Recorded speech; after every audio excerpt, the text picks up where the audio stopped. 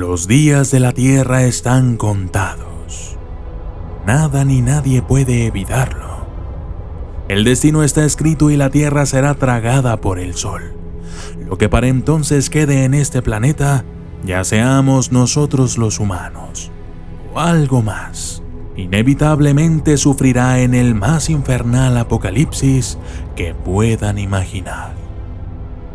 Sin embargo, no deberíamos preocuparnos tanto, al menos nosotros.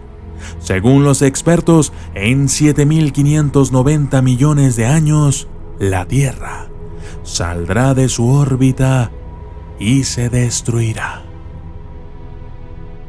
Durante décadas, los astrónomos han estado investigando sobre uno de los enigmas que más han intrigado a la ciencia y al ser humano.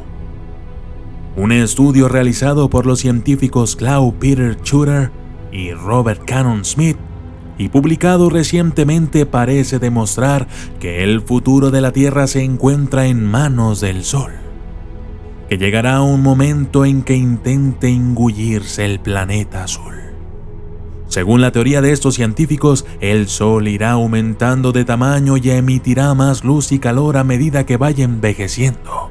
Según las teorías aceptadas desde hace tiempo y expuestas hasta ahora por los científicos en la Universidad de Guanajuato, México, junto con la Universidad de Sussex, en Reino Unido. Siguiendo esta tesis, a medida que el Sol crece pierde masa, lo que provoca que los planetas salgan en espiral hacia afuera.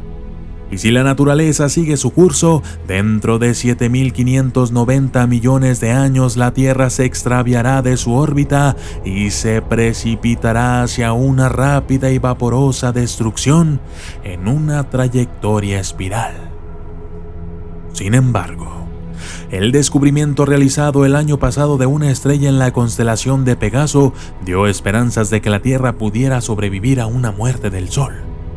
En el caso de los planetas Mercurio y Venus, sin embargo, sería inevitable que fuesen tragados por el Sol.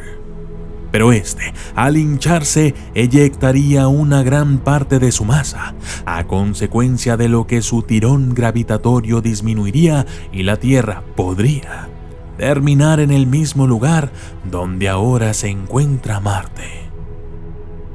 Queda por saber si nuestro planeta sería tragado definitivamente por el Sol o pudiera escapar a las ansias destructoras del mismo.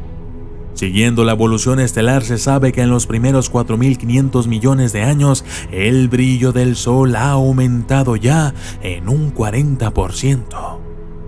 Al cabo de 1.000 millones de años, se espera que su brillo haya aumentado un 10%, y como consecuencia de ello, los océanos se evaporarán. El Sol tiene una existencia de poco más de 4.500 millones de años y su creación se debe a la formación de su núcleo a partir de nubes de gas y polvo, procedentes de restos de anteriores estrellas. De sus componentes metálicos iniciales se originaron los planetas, los asteroides y otros cuerpos celestes del sistema solar. El Sol funciona como una bomba atómica que quema átomos de hidrógeno para transformarlos en helio. Se estipula que, en la actualidad, se encuentra en la edad de oro de la quema de hidrógeno, etapa en la cual se mantendrá estable otros 5.500 millones de años. Conforme vaya creciendo el Sol, también irá perdiendo masa. Se agotará el hidrógeno y se empezará a quemar el hidrógeno de las capas que lo rodean, provocando que el Sol se expanda rápidamente al transformarse en una estrella gigante roja. Entonces, será 256 veces más grande que ahora y 2.730 veces más luminoso. Se prevé que pasará alrededor de 1.000 millones de años más expulsando gases, aumentando de tamaño y engullendo planetas antes de desprenderse de su envoltura gaseosa, comprimirse y transformarse irremediablemente en una enana blanca. El científico Smith alega, a través de mensajes de correo electrónico, que estos nuevos resultados son algo deprimentes, aunque manifiesta que estas conclusiones pueden promover el estímulo necesario para encontrar medios de dejar nuestro planeta y colonizar otras áreas de nuestra galaxia. De todas formas, parece que nos quedan muchos años por delante para idear nuevas estrategias que intenten salvar nuestro planeta. Si antes no hemos sido nosotros mismos los que hayamos terminado con él.